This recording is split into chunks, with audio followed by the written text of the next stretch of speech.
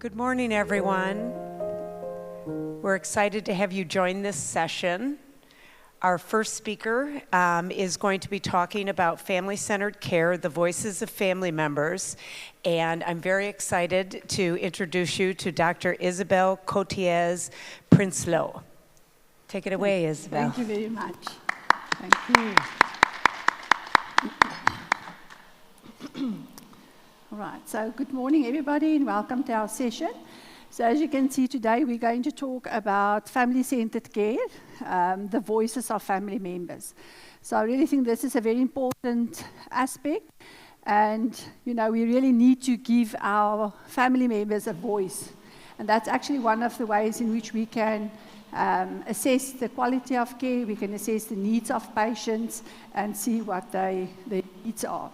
So that's just to show you how I'm from South Africa, so we are called the Purple City, so I stay in Pretoria.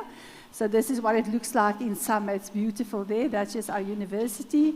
There's just some aspects to declare, but nothing that's influencing the talk today. So this is one of my passions in terms of family-centered care. So I want to put the question out there. Do you think your unit is family-centered? You have to say yes or no. Do you think your units are? You say yes. The other ladies and gents, do you think you are family-centered? Okay. We will have a look at that. I'm happy to hear that. So I've got basically two questions. So firstly, who of you have assessed the care delivered to your patients or your families by asking the families? So remember, family stories or patient stories is a very important way in which we can assess the care that we deliver. So that's what we really need to do, is we need to ask the family members about their experiences. And then can I just see by show of hands, who of you have open visiting hours in your unit? Oh, wonderful. We've got nobody else. Not. See, that's one of the things, and you'll see in the study that we've done that came out, and that was really a very big need of the families. Now, just to give you a bit of background, we've got 11 official languages in South Africa, so you can imagine how many cultures we have. And also each of those cultures perceive the family or the definition of a family different. So if we just look sort of more traditional, what is a definition or the meaning of family? They say family is a group of persons united by the ties of marriage, blood, or adoption, constituting a single household and interacting with each other in their respective social positions, usually those of a spouse, a parent, children, and siblings. Are we all in agreement? That's more or less a standard definition of what the family is. But we also, when you have to look at family-centered care, it's also important, first of all, to decide in your unit what is your collaborative definition of a family, because families got different meanings. And especially in our country, we've got a lot of household-run households with child-run households. There's no parents. We've got a lot of aging communities, so some of those patients don't even have some of their children, all their siblings, so they only have maybe the lady next door. That is what they see as their family. So this is quite important. There's also another definition by Broadsworth. They say networking, or the family is networking of people who share their love over long periods of time. They can be bound by ties of marriage, blood, law, or commitment. And that is what they added, the commitment. So it can even be your commitment to a person, legal or otherwise, or those who consider themselves family and who share a significant history of anticipated future of functioning as a family. We also, in that study that we did, we actually asked some of the participants, how do they see a family? What do they see as a family? And this is what one person said, just by example. There are many, but I took one. This one was really standing out to me. And this person said, my definition of family is people who are there for me in times of joy and times of sorrow. They help me grow and figure out who they really are. They care for my well-being or for your well-being. And they do not have to be blood or law-related. Can you see? So that is how they perceived a family. And that's very important.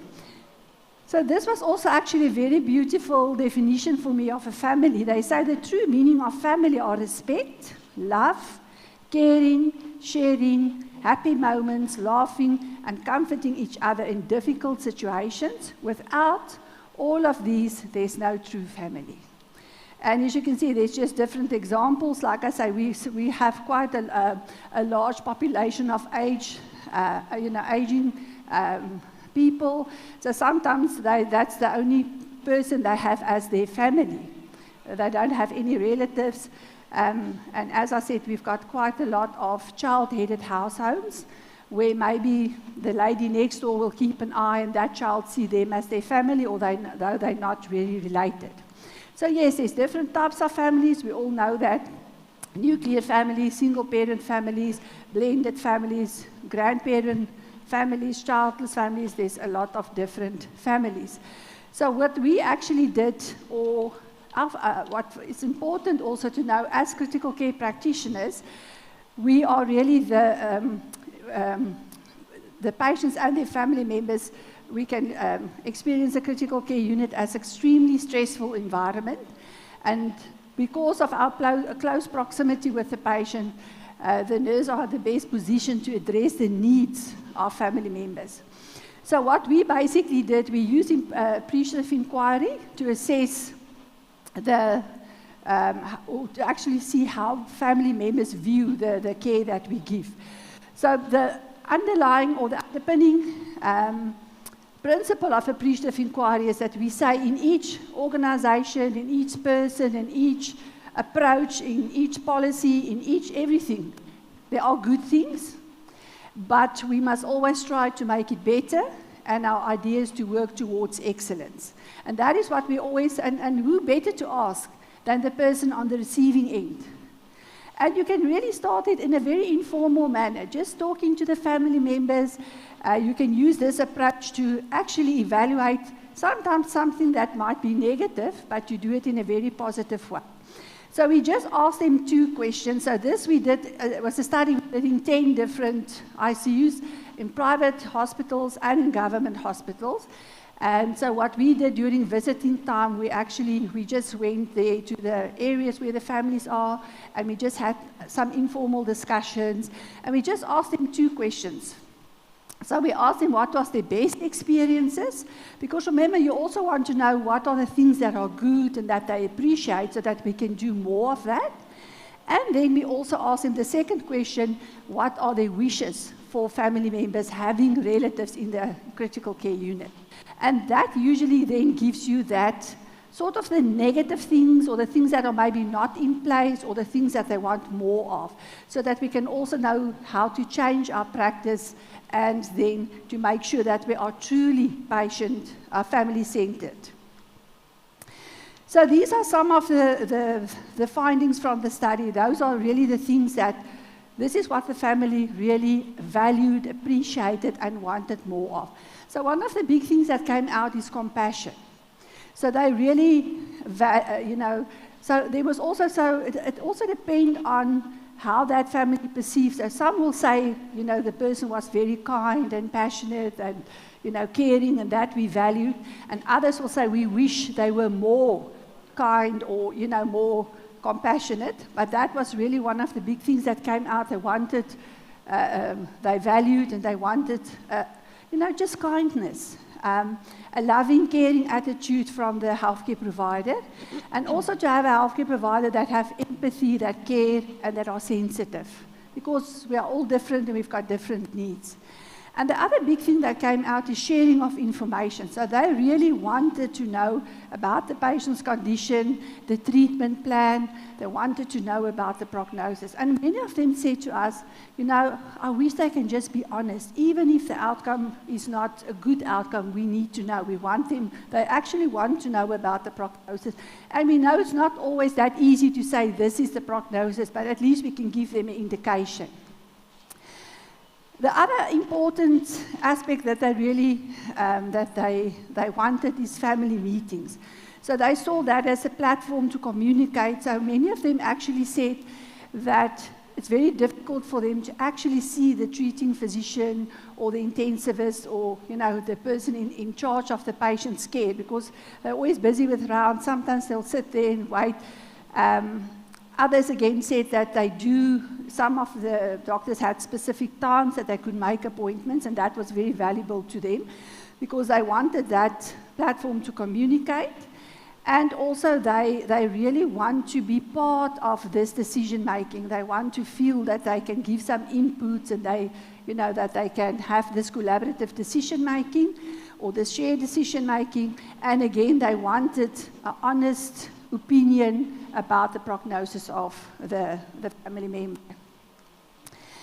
And then the other very important thing is that they really wanted to be involved in the care because they felt during this time that was a very stressful, and they felt very anxious, they felt helpless, they felt there's nothing they can do to make it better for the relatives. So they really wanted to be part of the care, to decrease that feeling of helplessness, and they said that also in some units they were able to take part of the care, maybe just brushing the hair or rubbing the feet or just doing something small, and that really actually also enhanced patient satisfaction. And some of these things we've already started implementing. It's not always easy to change, but you can change, So people say, no, they will pull out the line or they will do this. Or so no, let them sit here and just rub their the family member's hand or massage the feet. Just give them something to do. And that small thing is where your change starts. So it's also about our attitude, to say about, okay, why not? Not always, no, they can't, we have to do this. This is part of our responsibility. Say, no, let us work together and see what we can allow. And those small little things really made a big difference. And then the other thing that really came out very strong was flexible visiting hours. So they wanted open visiting hours. As I said, many of them are dependent on somebody to maybe bring them to the hospital, so they can only come at a certain time, and then we say, no, sorry, it's not visiting time. So this also we have already implemented, and it was very difficult to get a buy-in.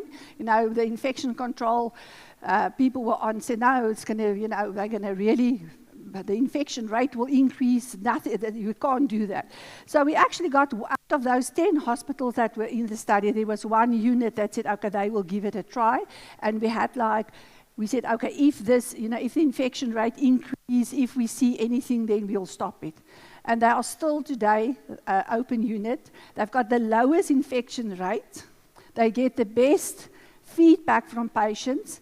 And there's just really, everybody worked together to make this work. So if that family member can only come, let's say, at 5 p.m., and yes, we have certain procedures, we have certain things, so we'll just ask the family, it's going to be, we just have to wash the patient, or the physiotherapist is there. Maybe if you can just go and have a cup of tea and you can come back in an hour, no problem. There was no, they collaborated with us. Everybody did their best. The same principles count, you have to be bared below the elbow, a mask, gloves, hand washing, all of those principles will still do. But that really made a big change in the perception of the family of, we really care for them. We took their wishes into, we acknowledge that, yes, they can only come at a certain time, especially some of the elderly patients, because they depended on somebody to bring them to the hospital, and sometimes they can only come at certain times. So that was really something that they, to be able to stay with the patient. And what we've also seen is our delirium assessments. They were much less delirious. They used those patients where their families was with them at different times, and sometimes most of the times. They needed less sedation. Their length of stay decreased. So we're still busy writing up those data. But so far what we can already see in those units, most of those patients with the same type of surgeries, like we're actually doing the study currently in a thoracic unit, versus other units where families are not allowed and they can only come at certain times. if you look at those two groups already, those patients where the families are present are already been, their length of stay is 1.2 days less than other patients with similar cardiothoracic surgery. So we think 1.2 days is not much, but if you put that over in money and you put it over in finances, it makes a big difference. And besides that, also if you look at the patient satisfaction survey, the messages the families give to the staff. So what we also do, we put up all those. Normally we tend to only portray the negative things and to focus the patient. The family complained about this, and this. But what we started doing, we have a board, and we started putting up those positive feedback from the families. The way they really appreciate the family meetings, and we also work with really as a multidisciplinary team.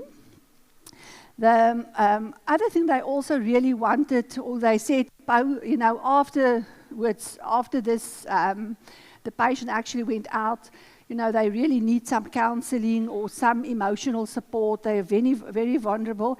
And the biggest thing that came out is this helplessness.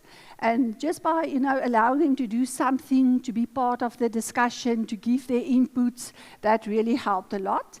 And then also they wanted, one thing that they also wanted to know is about the long-term care, the possible outcomes and the what now. So after, because normally, the patient goes to the ward, they go home and we don't see them and nobody knows what can possibly happen. So also what we also in that unit then, the two big things, we started with open visiting time. And then the other thing that we really worked with our treating or our physician or the intensivist that runs the unit was also very pro-family centered, and we shared all this results. So what we also started there initially, like we started this project like the end of COVID. So then, as you can see, then we did the online family meetings. And for some patients, it still works, especially if they got some relatives that are far. So we can still do a family meeting, although it might be an online meeting. 2 minutes. Some of them are, are at the patient's bedside. And you can also see, just for some of the family members, even if they can just talk to their families, via video call, they still, sometimes because of infection, they can't be with them, like during COVID. And in some of the, some patients might have they're in isolation, then there's also ways that we can try. And that is the things that the families really value, that even if they can't be there, they can, have this opportunity to talk to their family member, to see that they are fine, to feel that they have meant something. So this is just the highlights of our study. I think what I actually want to challenge you today is to go and see, just change one small thing in your unit. Just see, ask yourself, but why can't we change this? Why not? Or what is it that we can try and change? Just something small in your unit. Start by deciding in your unit first, who do we see as the family? Because, we're always easy to say, you are not family, you cannot come in. But maybe for that person, that old lady next door is the only family she has. And then the other thing is to ask the family members, just those two questions. What was the best experience, and what are their wishes? And then based on that, and look at this beautiful picture. I really love this. And that is actually what I want to say today. Let us, if you look at that beautiful picture, it says the only voyage of discovery exists not in seeing new landscapes, but by having new eyes. And that is the way that we should, just look at our families in a different way and say, but we can do something. I thank you. Thank you so much. We're going to do the questions at the end as a group. So I'd like to now take the opportunity to introduce Dr. Fiona Timmins from Ireland. She is going to be talking about the effect of change management on nurses' perception of leadership in emergency care centers. Welcome.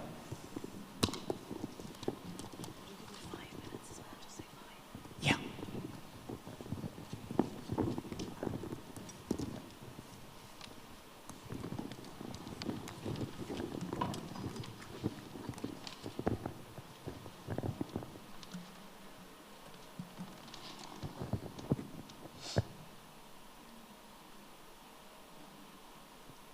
The mouse is not working again.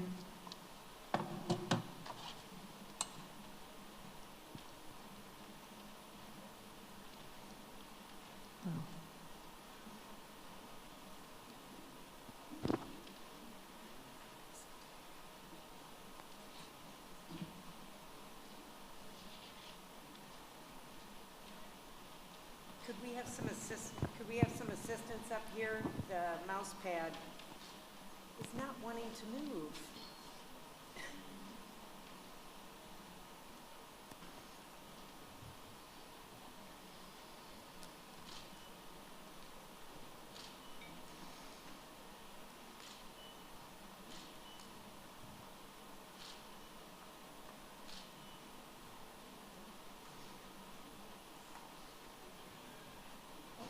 Hold on, don't disappear.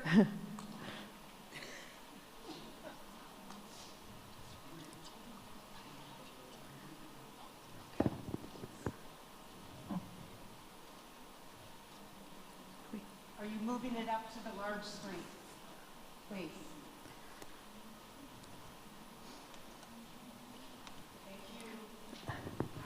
Thank you. Good morning, everyone, or Díomh, as we say in Ireland. Díomh, Conna Tátu, Tá mé go maith, Tá tú go maith. So that's a little bit of my language. Can I ask you to put your hands up if you're a nurse? Who's a nurse in the room? Woo, welcome. Oh, got some here as well. Yeah, woohoo, let's go. An ICU nurse. Fantastic, well done. An advanced nurse practitioner or nurse practitioner in ICU. Do I see anybody in the audience? There she is. Oh, there they are. Woo! Well done. And our colleagues, do we have medical physician colleagues in the room? Physiotherapists, dietitians, researchers, dietitians? Speech. Researchers. Speech pathology. Well done, excellent, well done. Have I missed anybody? Speech pathologist. Speech pathologist, ICU, well done, fantastic. Thank you so much for being here at our session this morning. I'd like to introduce another nurse, if I could have the video 4 minutes, please. Myself, I'm third generation nurse. My grandmother was a nurse in the 1930s in Ireland. My aunt was an ICU nurse in Toronto in Canada, St. Michael's Hospital. I'm an ICU nurse by background, and I'm now a dean and a head of school in Ireland. I run the biggest nursing school in Ireland with 2,000 students. And I'm coming to you today talking about leadership and change in relation to advanced practice, but coming from that management and leadership perspective. Do we have the video at the back?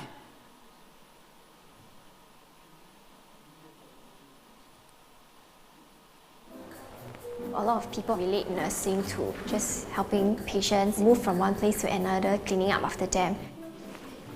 We were initially a bit concerned. I actually suggested business administration. I'm just going to ultrasound your heart. In terms of theoretical knowledge, there's no doubt about it. She's on par or possibly better than some of the junior MOs. I think the public or even my family didn't really know what an APN does.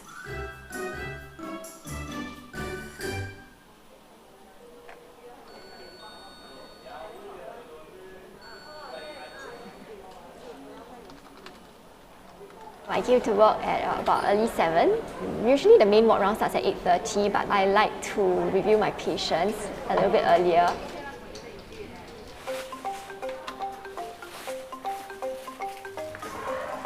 Hello, my name is Faith. I'm the nurse practitioner. I'm just going to listen to your lungs, okay? A little bit cold, eh? Breathe in and out slowly. Good.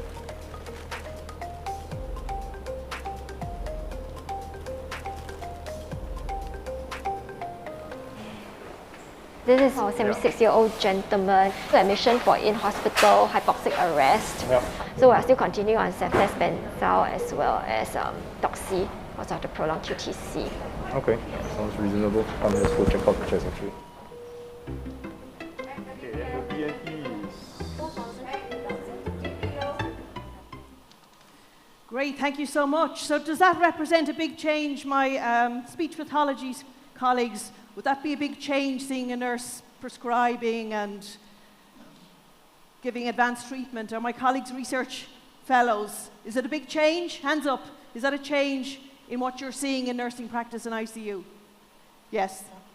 Is there anybody there? It does represent a big change. And just to say one thing about the nursing profession is that we've always been very big advocates of patients and families, as Dr. Isabel has outlined, and of our own profession. So one thing that's unusual about the advancement of nursing practice in the world today is that actually was primarily driven by the wish and desire for nurses to be better, to do better. We lobbied for standardization, for advanced level education in the universities, for codes of practice. So we've always had this drive to be better and do better. That's the first thing to say. There's been this internal drive. There have been external drivers as well, but there's been this internal drive for change.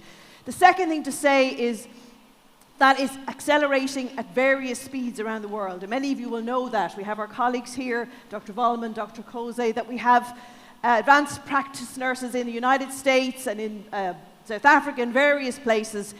And these are happening at various paces across the world. Less advanced in the Middle East and China, but starting. The other thing to say is the advanced practice movement has been sort of worked alongside the professionalisation of nursing, which has largely taken place as we move towards the universities and university education for nurses. So in the United States, they've had university education since the 1920s and 30s, and in other countries like France, just beginning.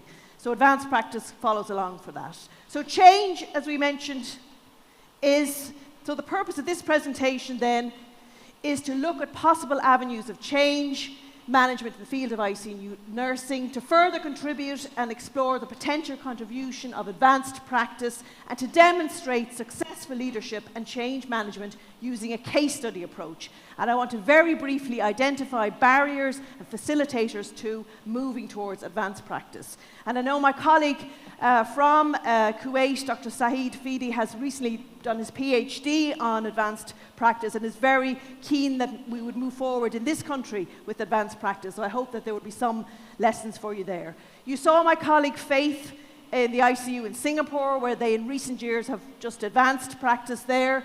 The actual work of an advanced nurse practitioner in the Irish setting is very well developed in the last 15, 20 years, standardized, regulated. I'm going to explain very briefly about that. We have very few in the ICU. That's just beginning, because essentially one of the big drivers for advanced practice is workforce challenges. Reducing the junior doctors' working hours, reducing waiting lists, reducing waiting times in the emergency department. These aren't features of every country internationally. They're very geographically based, depending on finances and multiple other factors. But this has driven, in Ireland in particular, a big focus on initially the emergency department, advanced practice, and later on then clinics to reduce waiting lists in the care, for example, older care, rheumatology, orthopedics, falls, and so on. We're moving into ICU, so just a quick taste of what we're doing in relation to ICU advanced practice is outreach, and I know my colleagues will be speaking about that early on. So reaching out from the ICU, assessing patients on the wards that are deteriorating, inserting arterial lines, doing advanced jobs and tasks that previously were done by medical students and doctors. Bronchoscopy, PICC-like lines, echoes, changing tracheostomy tubes, and so on. So outreach is one area. Faith, you mentioned, she works directly in the actual ICU and has a patient caseload, similar to my colleagues here at the table. Just a couple of things to say about Ireland is that this particular hospital, St. James's Hospital in Dublin, they have just started the advanced practice ICU. It's outreach. The top factors that made this change work were, no surprises of course, the doctors with who you work. You need the support from the doctors to support this advanced role, their own clinical experience, the education, and good teamwork, working in the multidisciplinary team. The big barriers were the physical environment, how our other healthcare professionals perceived their role. And I know Dr. Volman has had this experience as well, and Dr. Susan, about how other people see you on that team. That's very important to manage and shape that. The organisation and the structures. If they're underdeveloped and not ready for advanced practice, you're going to be in difficulty. So, before I met Dr. Volman, I had other gurus. I have a new guru now in terms of change management leadership. Highly recommended in terms of helping you get there and get forward. Helen Bevan is somebody, she's from the United Kingdom. She speaks a lot on X, Facebook and so on. Really nice little sound bites to help you with that organisational change and management. And she just highlighted recently that what we all know is that most change plans don't achieve anything at all. She was citing someone else saying there that about 25% gets anywhere near achieving the change they wanted, and something like about 5% actually delivers. So it's a real problem. Change is difficult. She cited Kotter, we need to just have some type of plan, but more than that, we need a vision, we need a strategy, we need to communicate that vision, change the culture. And we know a lot of that, but I just want to say very briefly what we did in Ireland, because we've done something very unusual in Ireland insofar as we have made it absolutely standardised, regulated, tied up in a very nice bow. There's only one way to become an advanced nurse practitioner, there's only one accreditation for that, and there's only one type of advanced nurse practitioner, and it's a role model for Europe, essentially. So I mentioned to you, people like my grandmother, or certainly just before her, sort of along with the suffragette movement in Britain, fought for standardisation, fought for regulation. We want to do better and be better.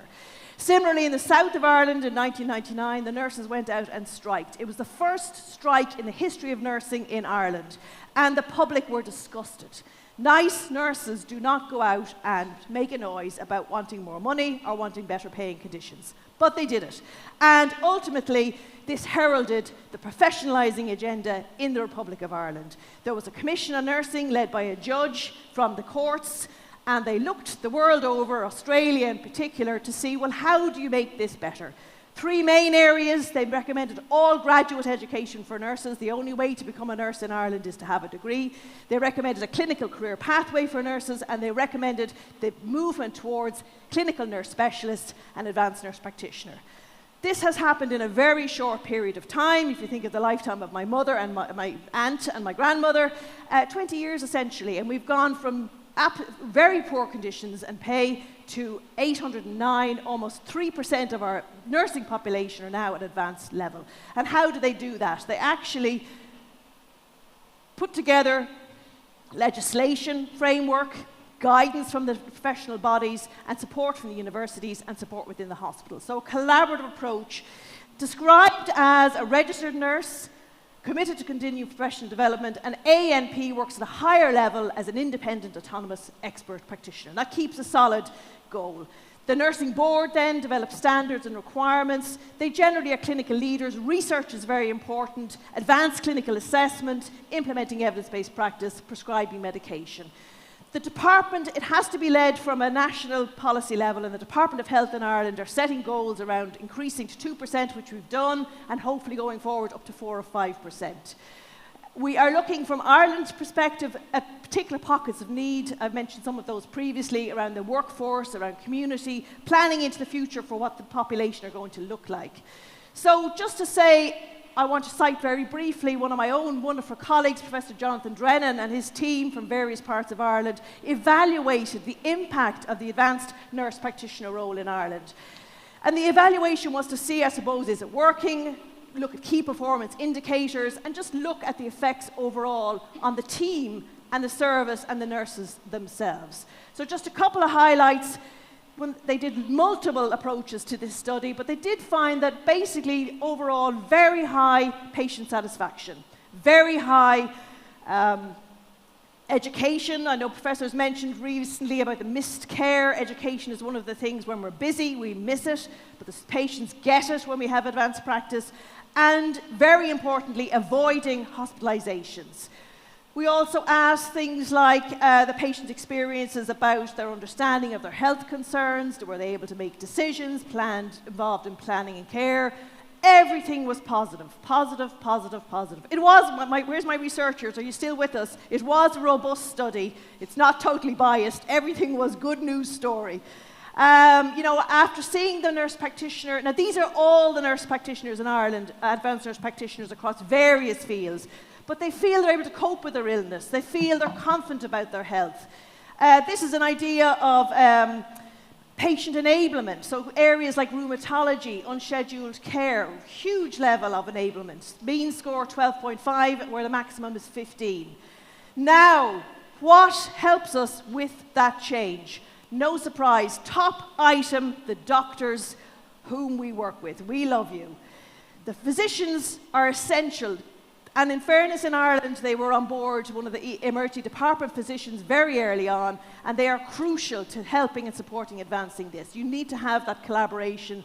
And as well as that, there's a huge risk for the physicians in terms of their own license and all of that. So there has to be a trust, and there has to be a relationship and a development of robust approaches to this in order for this to work.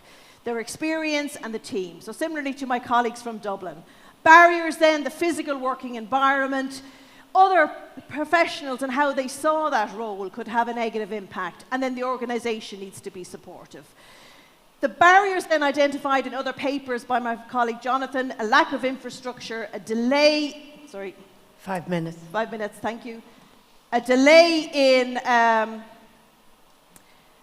staff replacing them when they were training, a resistance among other staff, and a lack of organisational readiness. What makes it really work? The doctors being supportive, role clarity, this is very important. Nursing leadership at regional, local and national levels, and a robust advanced nurse practitioner training and education programme. The patient comments are essentially very positive. I found the advanced nurse practitioner exceptional, caring. She helped us. So the conclusion from the research then is there's potential for the advanced practitioners to alleviate pressure points in the management of long-term illness and unscheduled care. There are barriers and facilitators, but overall in the Republic of Ireland, the national rollout of a critical mass of advanced nurse practitioners is recommended to be continued and further supported and strengthened because it's a good news story. Leadership is crucial in this, and that has been found by the team, not only actually leaders supporting from the top and supporting from the side, but supporting the advanced nurse practitioners to be leaders. So there's some of the work they looked at, their own self-leadership, because they need to be leaders, they need to be researching, they need to be autonomous. So how is this done? They found that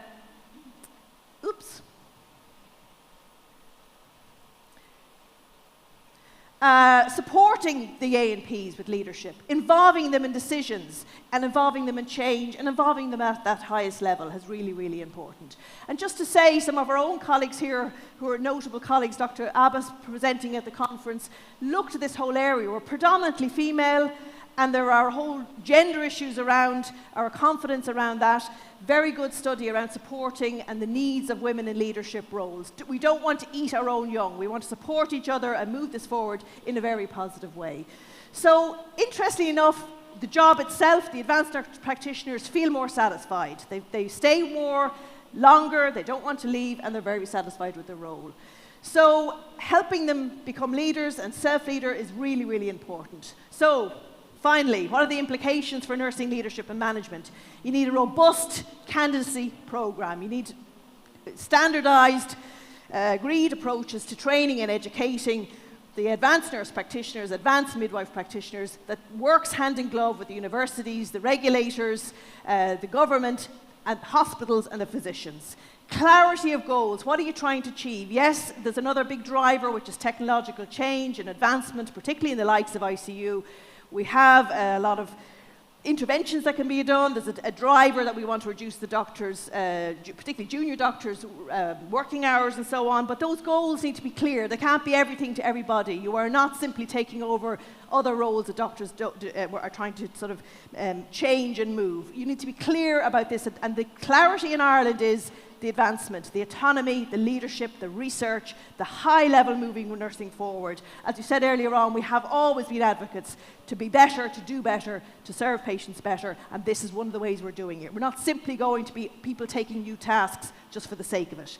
Identifying gaps in service provision. This is so important for countries like Kuwait. Don't simply take the one off the shelf. Oh, let's move in an advanced nurse practitioner into ICU, or let's move them into the emergency department. You may not need them. It depends on the needs of, if you have a private hospital with an emergency department who sees a doctor or consultant within an hour or 10 minutes, you may not need a barrage of advanced nurse practitioners. So you identify the gaps and then address it in that way. Interdisciplinary and integration, collaboration, strong mentorship, ongoing professional development, a regulatory framework. The nursing board, the government, the ministry need to be on board in order to regulate this. Comprehensive planning and evaluate. We often forget to find out what's working, what can we do better, so do evaluate. Implications for Kuwait then, finishing up. I think, building on Dr. Saeed's vision and others in the College of Nursing and other nurses that we've met here at this conference, create a clear vision for the future advanced clinical practice opportunities in Kuwait. Determine your needs and plan resources, and collaborate and plan. Set standards and requirements, plan for legislative requirements, and enable and advance strong leadership. Gurmila Mahagud, thank you. Thank you, Dr. Timmons. Thank you very much. I'll introduce our next speaker. We'll also keep the questions for the end of, the end of the session. So I've got the privilege to introduce to you our next speaker, Kathleen Volman. She, as you've seen or heard now, she is a critical nurse specialist, and she's a consultant. She's done global consultant work, and her focus is mainly on supporting critical care nurses globally to prevent health-acquired injuries. And she's also currently the president of the World Federation of Critical Care Nurses. So we welcome you to the stage, Kathleen, and she's going to talk to us about the outreach nurse and how to identify and manage the deteriorating patient. Thank you very much. Thank you, Isabel. I'm very honored to be invited to speak. I am not Jed Williams. Jed Williams was supposed to be here speaking, and I decided to keep his talk because what this talk shares is how they did an ICU nurse outreach program in 4 hospitals in Abu Dhabi. And so I think it was important to keep the context of outreach or rapid response in the Middle East area, and I think it's important for you to see that it can be done. I wanted to ask, are there rapid response nurses or outreach ICU nurses here in Kuwait?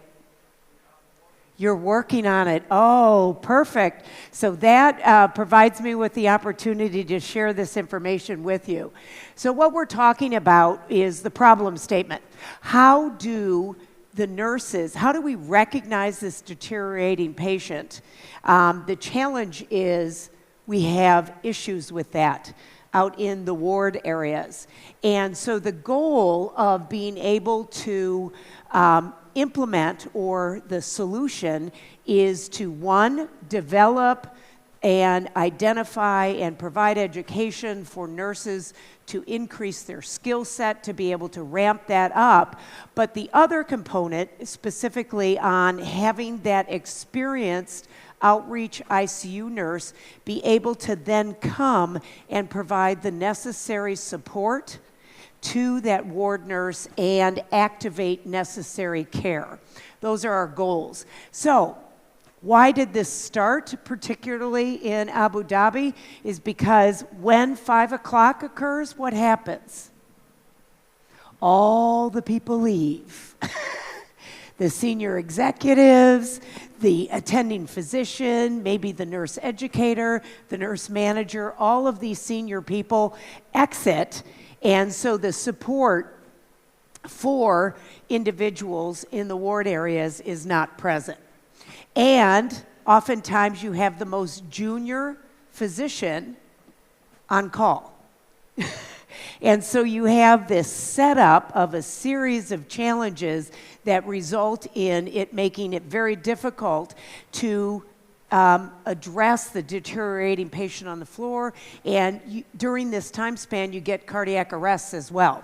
So there was a study done, this was published a while ago, looking at nurses' confidence in being able to summon help when they need it. What were the issues? So it was a descriptive study of 32 nurses, and what they found was uncertainty. The nurse themselves had this uncertainty. Am I doing the right thing? Should I do something? What's that person that I call going to say?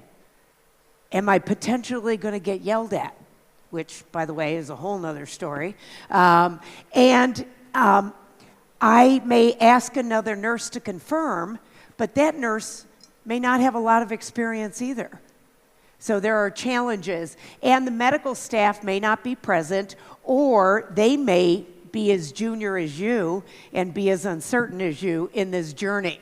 So when we look at the data that's between 15 minutes and the previous 24 hours from a primary event, whether that's respiratory or cardiac arrest, what do we find is visible to the clinician that may have not been acted on?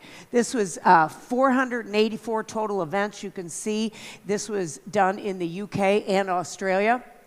And what they found, and I highlighted for you, be able to see threatened airway was one of the largest ones, as well as respiratory rate, because physiologically, when that respiratory rate increases, it usually is either oxygen or metabolic.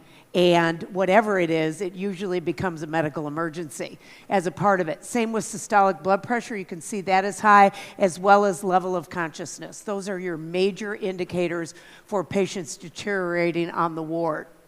And so what started happening around the world, and actually I think the first publication came out of Australia on a med team. So it was a combination of a physician and a nurse that would go out and outreach to these patients on the ward. And they had criteria, the ward nurses had criteria at which to call. So you can see it corresponds with the data that I shared with you. Level of consciousness, respiratory status, blood pressure status, and heart rate were the main ones. And then you see here, and I think it's important for you to see, worried about the patient. Now, I will tell you what's happened in the United States. That is now the #1 reason to call, if you're worried about the patient. Because that feeling that people often call intuition, I actually believe is fine, astute assessment skills that make it difficult for you to break it down and articulate what is going on, but you know something is wrong. Has anybody ever experienced that? Yeah, exactly. And so what they did is they started to put these education or diagrams out into the units so it was everywhere, even in the bathrooms. Has anybody ever done bathroom education? In other words, putting... because everybody goes to the bathroom, right? So it's one strategy to get everybody to see it. You can see here, that's how it was an example, and I wanted to point down there. They had badge buddies. So they could literally turn around their badge and see this criteria, so it was readily available for the nurse. They didn't have to go hunting for it. And then what happened is early warning scores. Do you have currently early warning scores? Yes, you do. And so what they did is they take that same criteria that we talked about, the respiratory, the cardiovascular, the level of consciousness, and they put a score to it. And if your score, based on that physiological criteria, is higher than 5, then there is a message to do something. And basically now, those scores are computerized. On your EHR, you get a score. Does it then tell you what to do? Do you get some kind of communication? Yeah, a little communication that may look like this, saying what are the physiological issues that are creating that score? This is a score of 9. And then, making life easy, it says notify the charge nurse. Initiate the rapid response or initiate the MET team. Call the physician. So it gives you those very specific criteria to move forward as a part of it. So that's sort of the setup of then I'm going to share the case study that was done in 4 hospitals on an ICU outreach in Abu Dhabi. And this has all been published so that you can look it up. Jed Williams is the lead author on this. So the role of this ICU outreach nurse is an experienced critical care nurse who then provides supervision, support, and guidance in response to the recognition of a deteriorating patient in the ward level. And they're done it throughout the hospital. So when we're selecting these humans, what do we want to look for? We want them to have advanced clinical assessment skills, or we're going to train them to have it, one or the other.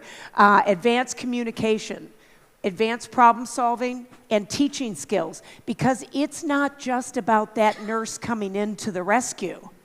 It's about them coaching and teaching the ward nurse so that they are more prepared for the next patient they care for and their ability to recognize deterioration. So this is the feedback loop you see. You get an early warning score, or you use MET criteria or alert that then triggers the rapid response. You can call it rapid response, nursing outreach, whatever. And then they come with an intervention, an evaluation, assessment, and an intervention. They create a plan. That plan may include transfer to the ICU. It may include the patient staying on the ward with a plan of care. And then, if the program is done well, those nurses are freed up to come back and assess and assist the ward nurse and follow them so that the patient, we're able to identify that they're going to be stabilized in whatever environment.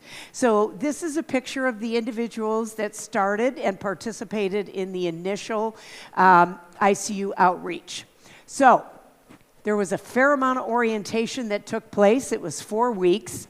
They did a system orientation because it was 4 hospitals, so they wanted to look at the overall system.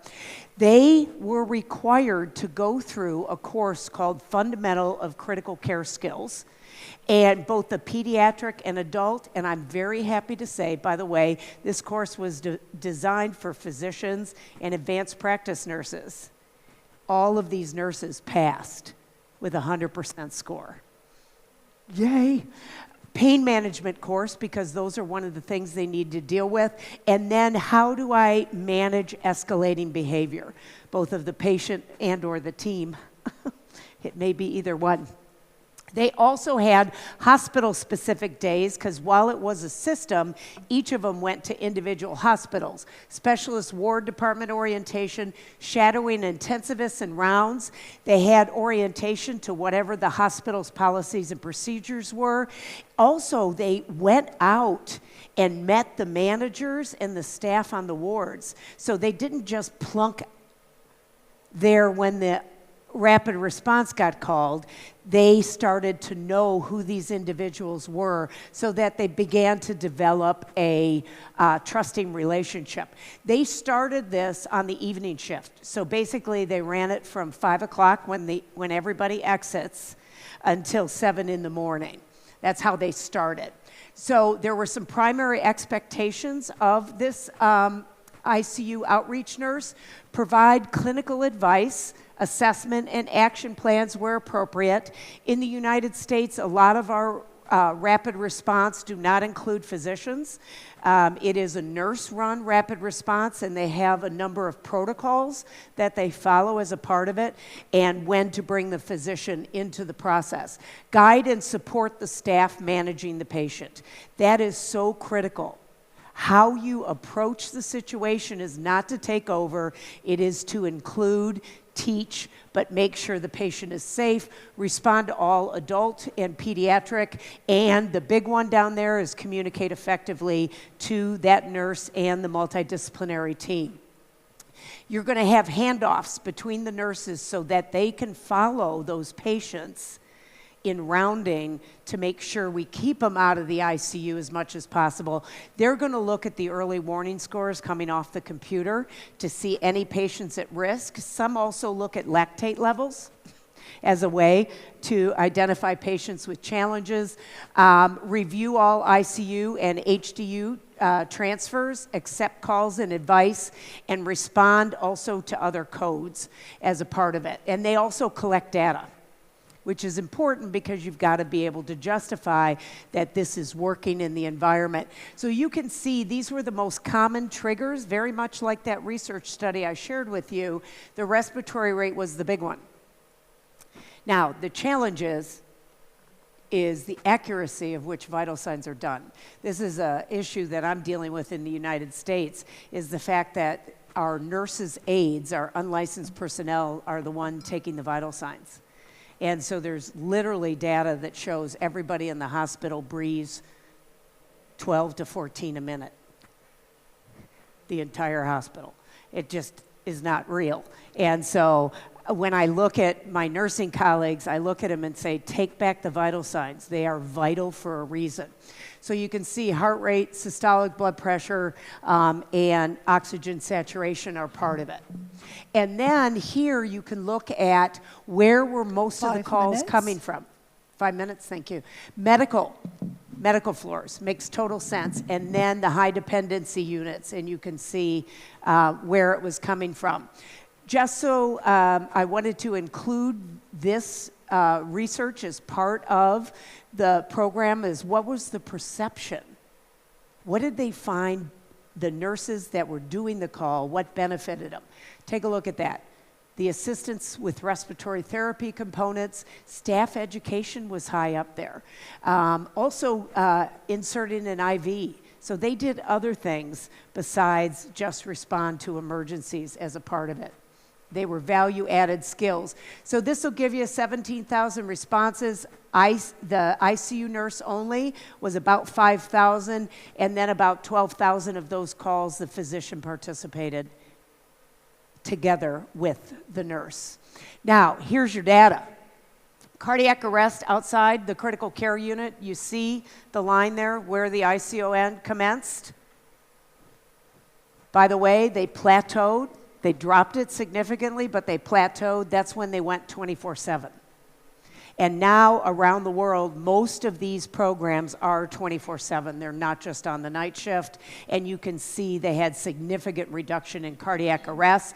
And on your left is all of them together, but you can see each hospital had a different course when they implemented it as to what their data looked like, because each organization has different cultures. So that makes a difference. So 2 years later, after they initiated this, they went to 24/7. They created change for criteria for obstetrics and pediatrics to make it more specific. They started doing monthly education for the staff out on the wards. They also evaluated sepsis bundle compliance when they arrived, and they also assisted staff with end-of-life care as well. And the last area here that I wanted to share with you is there are now guidelines that came out for clinical deterioration on the floor and what should happen. And this is coming from the Society of Critical Care Medicine in 2023. Vital sign accuracy is #1, which I was excited to see that they put it there. You don't need continuous monitoring. Education is critical. Empower the patient and family to launch your rapid response, because the family knows their loved one better than anybody, right? Implement RRT systems or ICON, ICU outreach. Strong science on that. The composition, literally, it's all over the place. You could have a doc on yours, you could not have a doc. In the United States, most of it is run by critical care nurses with support from respiratory therapy and the physician, our physician colleagues. And you need to run quality improvement to make sure your program is working right. So in conclusion, what impact does this role have? And this is supported by a systematic review of the literature. Reduction in mortality and morbidity, reduction in ICU admission and readmission, reduction in ICU and hospital length of stay. This is huge. so you can see the importance of launching this. Build confidence and strength in the nurses, ensure the doctor's time is used efficiently, and it should be available, and it's now even available in our smaller hospitals as well, not just our large academic centers, but that's where you usually start and then expand it out. So thank you very much for your time and attention.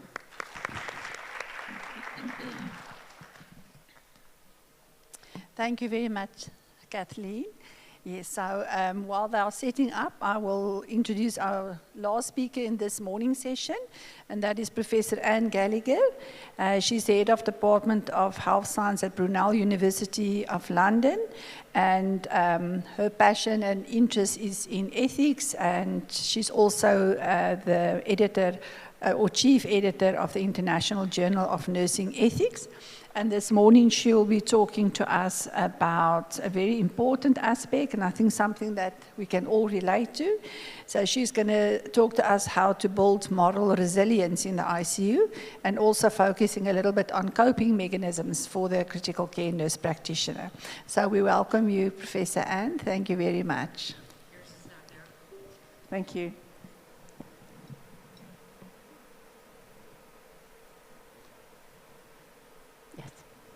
Thank you so much. Okay. So, thank you very much. Good morning, colleagues. It's a total pleasure to be here. So in my 20 minutes, I'm going to share a little bit about the background of 30 years of nursing ethics. I don't need to tell you about the complexity and ethical concerns that relate to critical care nursing. And then I want to talk a little bit about what we mean by moral resilience and suggest that we flip the narrative. And I'll explain more as I go. But the first thing I want to say is a huge thank you to Professor Haddad and to the conference organising committee to have us here. We're having a wonderful time. Hospitality is awesome. And it also gives me the great pleasure of working with these amazing women and nurse leaders on the platform and other nurses. So huge pleasure to be here. So I don't need to tell this audience what a critical care nurse does.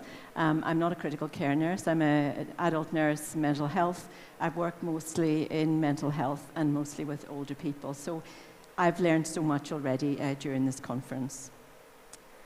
So last year, I'm editor-in-chief of Nursing Ethics. I've been editor-in-chief for a long time. Some people might say too long, but it remains a huge privilege that every day I engage with papers that come from around the world. The journal is doing very well. We're now in the top quartile of nursing and ethics journals, which is a huge privilege to lead this and to have a fantastic international editorial board. So I did some work. We just published it in February on 30 years of nursing ethics. So the kinds of papers that have come to the journal, and I should say our acceptance rate is about 22%, so we get many more papers than we could ever publish. But we looked at these three themes. So to begin with, in terms of regions of origin of published papers, most papers of the journal came, as you might expect, from the United States, Canada, and Europe. Huge change now. It's all change. I'm really pleased to say we get many more papers from the Middle East, from the East. However, there still are some gaps, which I'll just go to talk about.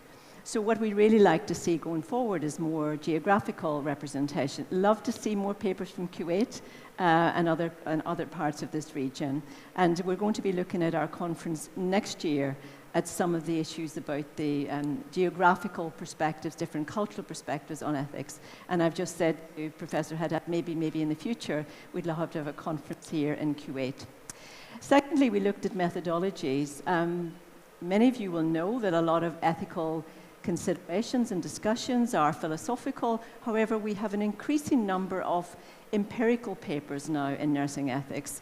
Qualitative, as you might expect, we've heard this morning already of some wonderful qualitative work. And actually there's been something, as we talk about here, an empirical turn. The last 20 years, we've seen many more empirical papers in nursing ethics. Not just qualitative, also quantitative, lots of measurement in nursing ethics, which is really very interesting. So again, this year our conference is going to be in Finland, in Turku, at the end of August, and we're going to look at the value of nursing research and scholarship. How are we doing? Is it helping us to progress the profession of nursing and indeed of health and social care more broadly? And the last area I want to, which really is the focus of the paper, is around the topic areas. We have a huge range of topics in the journal, a lot of diversity. And what I want to say is we've had a lot in recent years of a focus on what I would call self-regarding issues: nurses' moral distress, moral residue, moral injury, compassion fatigue. We still, of course, have a lot of focus on patient issues and family issues, but it seems to be there's a little bit of a flip, a move from other regarding to self-regarding issues. And I'd love to have your views on that as we go. So the focus of my talk is on moral resilience, again, a growing literature. So you can see some articles here. This is a paper on withdrawal explaining the concepts of moral resilience among intensive care nurses. Another paper, moral resilience for critical care nurses. So yours is an area really at the sharp end, lots of everyday dilemmas, lots of everyday ethical challenges, and you'll be pleased to know there is a literature and there's research.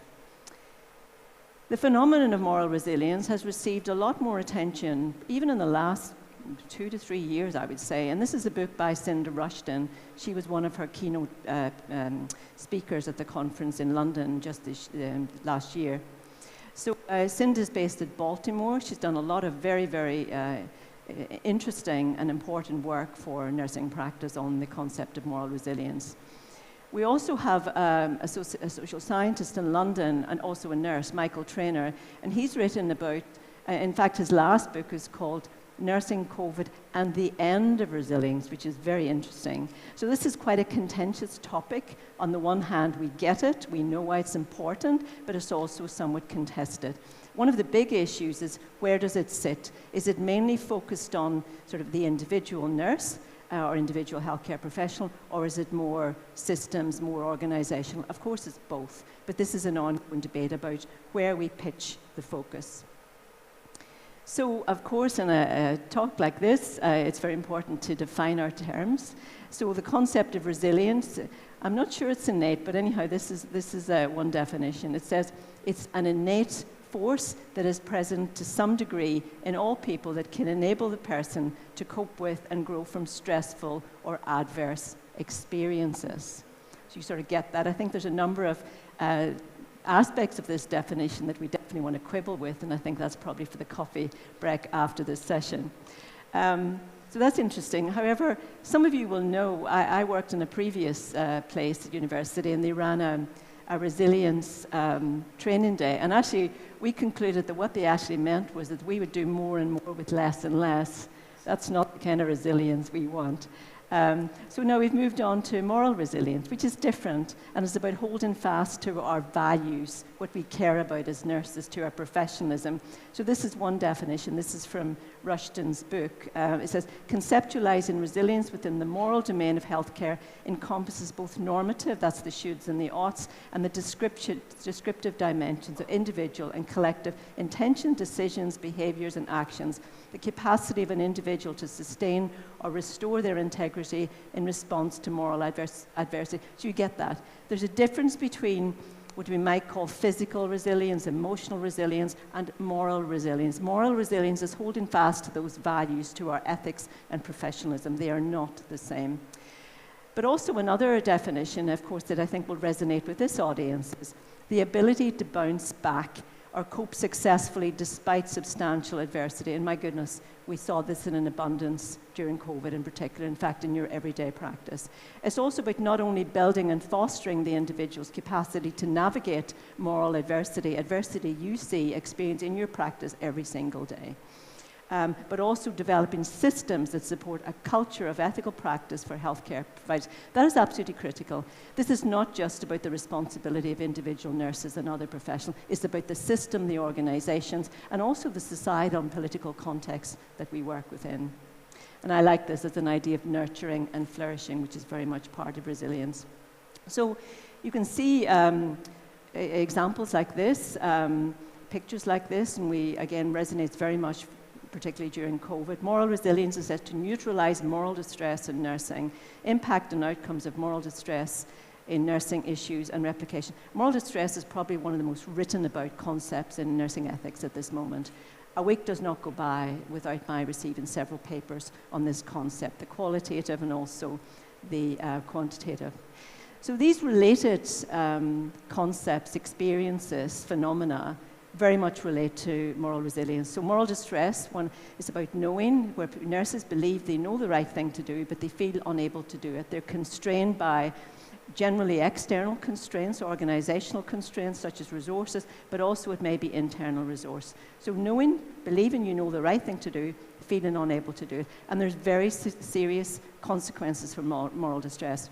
Many nurses leave the profession because they feel so ill at ease with having to compromise. They feel they're not doing a good job, so sadly many will leave the profession. Moral injury is a distressing psychological, behavioral, social and sometimes spiritual aftermath of exposure is what happens as a result of nurses being part of unethical situations.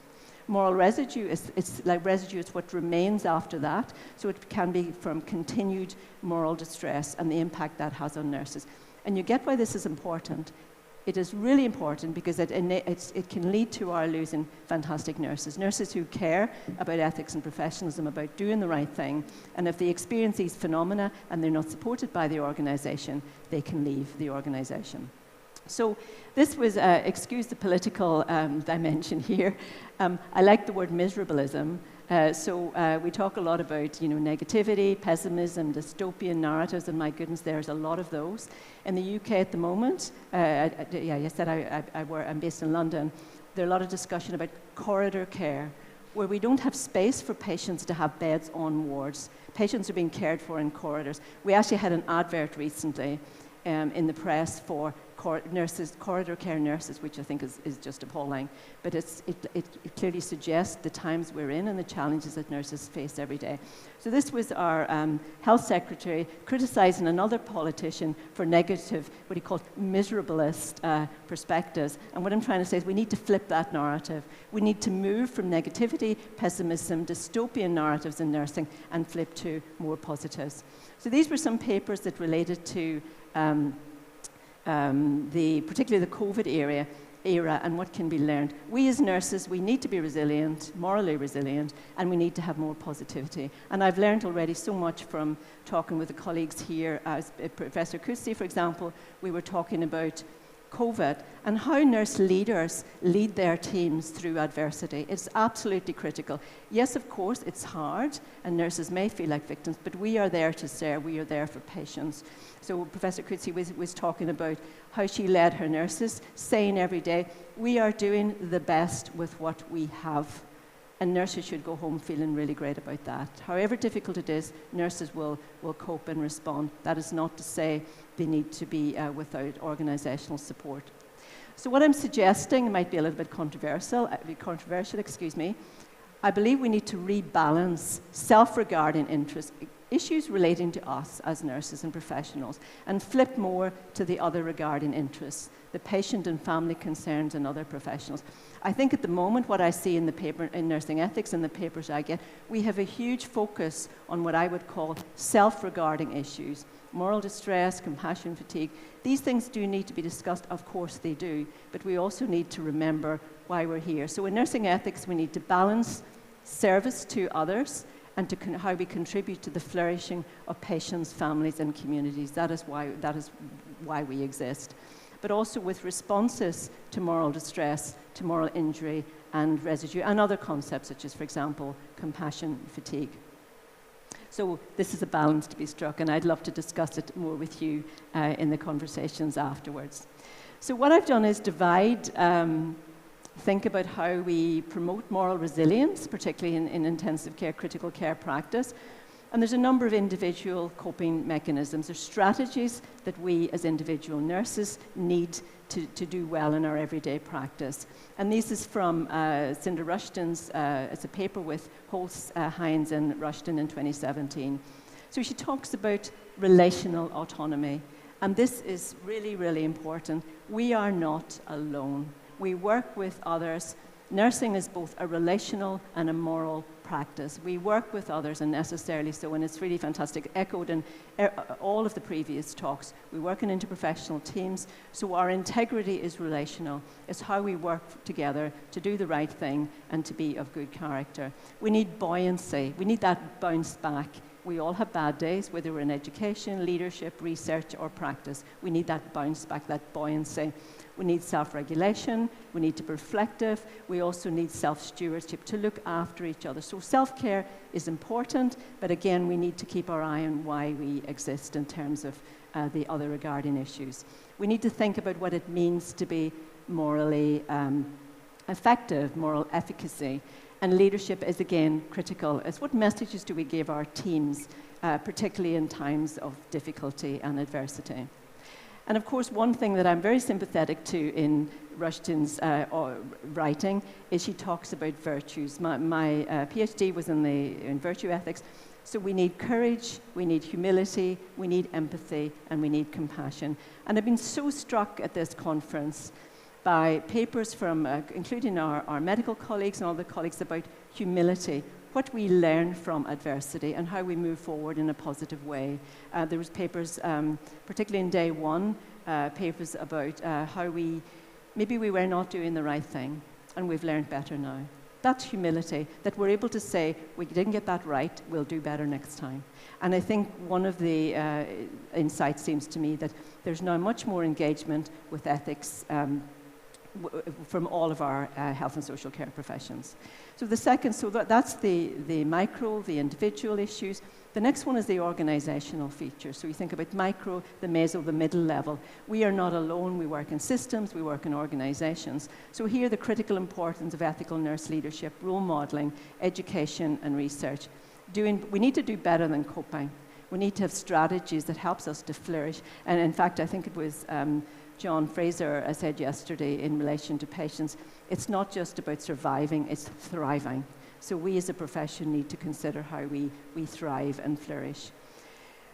In my view, in terms of organizations and leadership, we need to repeat our purpose. Why are we here? This is very important, that we repeat to our team, particularly when times are hard, to remember why we as a profession exist and what our purpose is, our ethical purpose.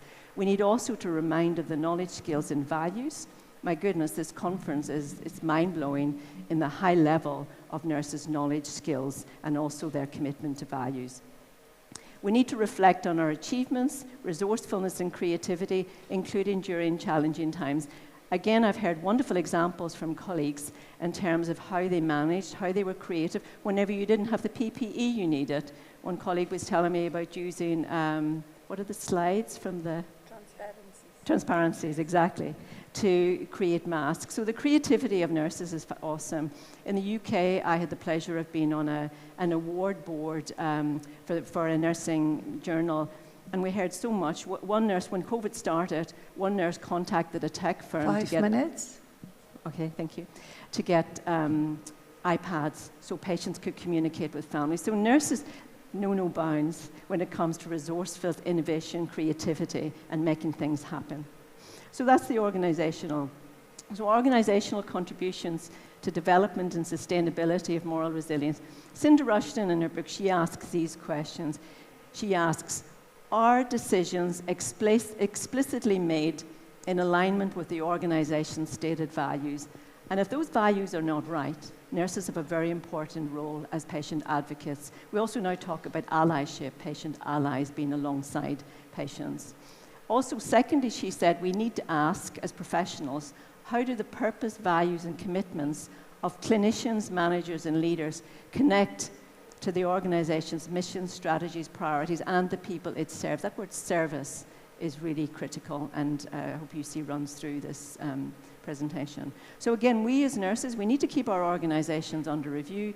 We've had some appalling scandals in the UK.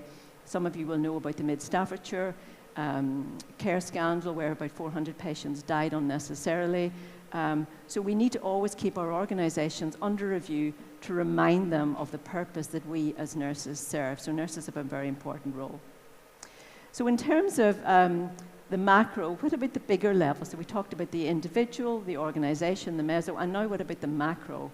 So we need to engage with our nursing, regional nursing associations to advance nursing and healthcare.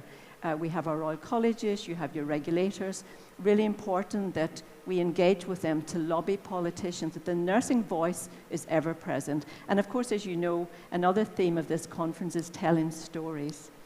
So if you speak to politicians, yeah, of course, by all means, we can share our stats, share our research, tell the stories about the patient need and about the achievements and what nurses can bring about. Lobby governments to advance health agenda and work to reduce inequalities in health. We have so much to do. There's a lot of inequalities in health, including in countries such as, maybe particularly in countries such as the UK and the US. So we have a lot to do, and also to tackle discrimination. We need to build reputation. We need to contribute evidence to claim a seat at the table. Nurses need to be at the table. We need to be at the political tables. We need to be sharing views. Yes, yes. Share the stats. We have evidence from Linda Aiken and colleagues about patient mortality. We know it makes a difference how many nurses there are in relation to patient mortality, patient recovery. So those stats need to be shared, but tell those stories about the patients and the different nurses make, and also contribute to the conversations. So nearly there. Just to finish, so there are a lot of strategies. I was asked to speak about coping mechanisms, and I guess what I've chosen to do is think more about the strategies to counter some of the very negative, dystopian, pessimistic, miserablest discourses. We need to be much more positive and share the really creative and innovative responses of nursing, and particularly, of course, in the area of critical care. So what I leave you with is just to think about this in 3 levels. Think about our responsibilities as individuals, think about the responsibilities of our health and social care organisations, and think about the societal and the political domain. And the purpose, I would say, I took incredible liberties. This comes from, it's a reworking of a medical phrase. So I would say our purpose is we treat often, we cure sometimes, we care always, and we as nurses abandon never. I'm going to stop there. Thank you very much.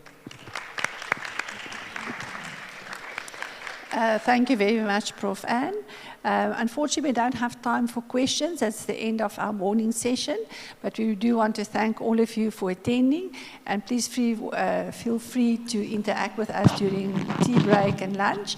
And we thank you for attending. Thank you very much. We have 3 minutes. We have 10 minutes. Okay. Oh, we have 10 minutes. So we do have time for questions. I'm sorry. I thought we have to be finished at 20 past. So there is about 3 minutes, and maybe we can allow 3 questions. So if there's anybody specific with a question, yes? Any questions? Don't be shy.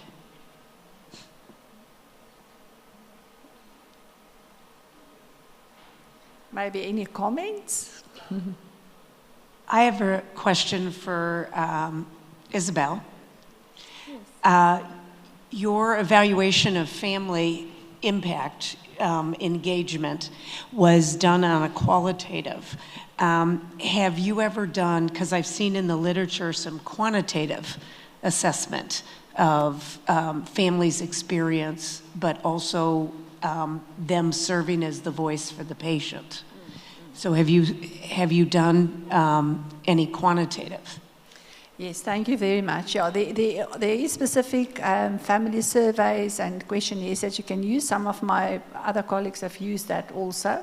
So, but we felt with this study that we also wanted to do it qualitatively. But we have also used the quantitative surveys. But I must say with this, the appreciative inquiry, we actually really got the deeper understanding of what their needs are, and they could really share. And I think just to share something with you that also came out, coming from Africa, we're a very resource poor country. I actually shared with some of my colleagues, we've got 62 million people in South Africa, and we've only got 4,185 ICU beds. So it's approximately 1 bed for every 85,000 people. And some of the things, specifically in some of the very resource-limited units, we don't always have pillows, we just don't have. And even although there wasn't pillows, the fact that the nurse made a plan, they took a little blanket, they roll it up and they put it behind the patient's head. That the family saw as caring. Nobody complained because there wasn't enough pillows. They actually, the feedback was that there's caring. And that was really important to them. So I think it's just a way in which we do things, but really to give your family and give your patients a voice is so important. Thank you. So one of the most powerful things we did, this was in the 90s when we were working on open visiting, letting families come. There was a fair amount of resistance, and we were trying to figure out how to overcome that resistance. And one of the things we did is we had focus groups, and the nurses sat behind the window, so the families could not see us. And there was an independent person asking them questions. So the staff got to see both patient and family reaction to questions about the care. I gotta tell you, that was majorly powerful in them beginning to change the way they viewed integrating families into the care. Oh, we have a question, yay.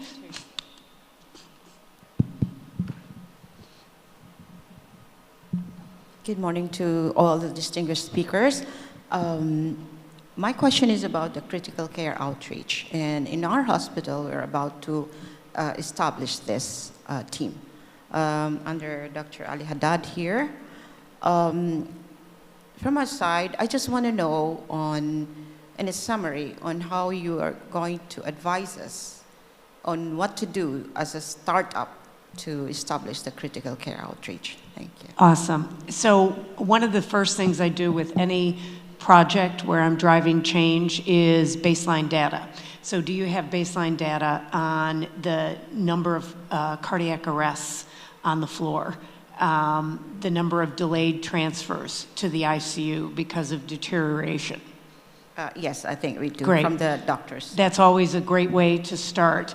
The other is really identifying nurses that have those skills, and I'm more than happy to share the presentation. I can put the presentation on my website at Volman.com under the education section, so you have it with the references. But it's really picking and interviewing. There are job descriptions available. You can find them on Google for rapid response nurses. So having a job description, but then the training.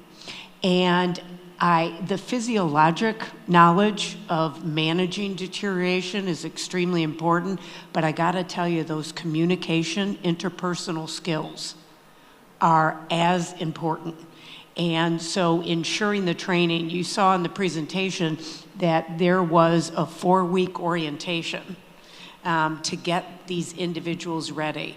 The other thing that I found really critical is those nurses that are going to serve as the outreach, they begin to meet with the managers and staff. So they're not just, when you turn the switch on, they're not just coming and the staff don't know about the program. They don't know that, excuse me, they don't know the people that are going to be coming, so you want to start developing that relationship and trust. Sorry about that. And then clearly pick a launch date, but also ensure that you've got quality improvement measures so that you're going to be looking at your data as you go, survey data of staff. Some of the data that was collected in the program is all published, so we'll make sure you get that handout. But those are the strategies, and I would literally start, if you are able, with the 24/7. I understand why they, did what they did in stages, but the data is fairly overwhelming in the research literature to run this 24/7. And Kathleen, just to add to that, maybe also, we've also, about 5 years ago, initiated that in our critical care units or actually in the ward units in South Africa. But I think also what is important once you start in the units is also to go back and to give feedback to the staff. Yeah. You know, not to just criticize and say, why didn't you do this or this, but also in that appreciative manner to say, you know, well done, you've identified the patient, but let us remember next time maybe we can do this and this. So also that they, you know, that they feel we're not there to, you know, to criticize and to judge, Yes. you know, why did the patient deteriorate, but to really, you know, appreciate that they did, you know, initiate the call. coaching. Yeah, so Yeah. you really get that, and then you've also got that positive attitude, you know, they accept you, and then later you'll see with each call, you know, they're actually more proactive because they know they won't be judged, but they'll also learn from whatever happened in that situation. So can I ask, are you planning on a freestanding team or pulling out of the charge nurse? Because I got to tell you, that's a really big issue because there's so much going on in the intensive care unit that if you pull a charge nurse or pull a staff off of a care of a patient, somebody's got to assume that care. You don't know how long the event will take in the ward area. So I would really advise you to really think about creating these as an independent team to where they can proactively round as well as respond without having direct assignments in the unit. And I know financially there are challenges with that, but when you look at the cost-benefit analysis in the research literature on that, it pays for itself. I have a question for Kathleen. Thank you very much. It's about the outreach as well. I just wondered what your views are on integrating that within the advanced practitioner or the advanced nurse practice pathway, especially as Kuwait have vision and plans for this and they're at the early stage of the clean slate. Is your view that it might be better to sort of up the level and get this standardized and integrated as Ireland has? That's a great question. I will share with you, I've seen all measures of the ICU nurse, the advanced practice nurse, having the doctor as a part of it. I think it's great in partnership, but I'm just going to put my bias forward. This is my bias, and I'm going to state it. Having that frontline critical care nurse, because the frontline ward nurse already has challenges talking with physicians. That's why the call occurred. So having a peer come, coach, evaluate, drops some of those perceived hierarchies that make it easier for that nurse to say, hey, there's a challenge. Because one of the things I've also discovered, if the nurses won't call if they're met with the wrong experience when whoever goes to the call happens. So, but we have a combination of APPs and critical care nurses. There are combinations of residents and critical care nurses, and then most of the programs in the United States are directly run by critical care nurses. Thank you very much. I think our time is now officially over, but thank you so much for attending the session, and I think it was a very valuable input from all of you. Thank you so much. Thanks for your time and attention.